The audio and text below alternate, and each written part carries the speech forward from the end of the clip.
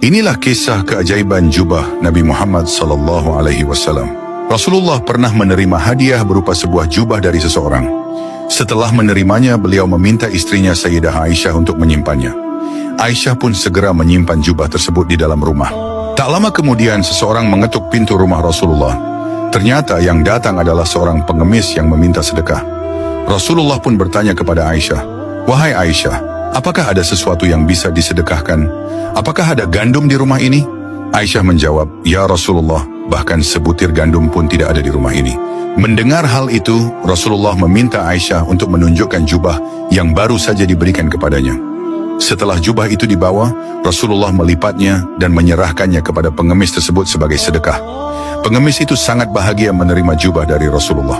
Dengan penuh rasa bangga, ia pergi ke pasar dan berteriak, "Siapa yang ingin membeli jubah Rasulullah?" Orang-orang pun berkerumun menanyakan harga jubah yang penuh berkah itu.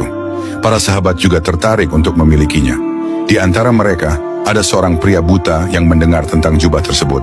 Ia segera memerintahkan budaknya, "Pergilah ke pasar dan belilah jubah itu, berapapun harganya." Pria buta itu bahkan berjanji, "Jika engkau berhasil membelinya, aku akan memerdekakanmu di jalan Allah." Sang budak pun pergi ke pasar dan berkata kepada penjual jubah, "Majikanku ingin membeli jubah ini, berapapun harganya, aku akan membayarnya." Setelah kesepakatan harga, jubah itu pun dibeli dan dibawa kepada tuannya. Pria buta itu menerima jubah Rasulullah dengan penuh harap. Ia mengusap-usapkan jubah tersebut ke matanya yang buta seraya berdoa, "Ya Allah, dengan kemuliaan Rasulullah dan keberkahan jubahnya, kembalikanlah penglihatanku." Subhanallah, seketika matanya kembali melihat, bahkan lebih terang daripada sebelumnya. Dengan penuh syukur, ia segera membawa jubah itu kembali kepada Rasulullah. Setibanya di rumah Rasulullah, ia berkata, "Ya Rasulullah, penglihatanku telah kembali, aku ingin mengembalikan jubah ini sebagai hadiah untukmu." Kemudian ia menceritakan bagaimana jubah itu berpindah tangan hingga akhirnya kembali kepada Rasulullah.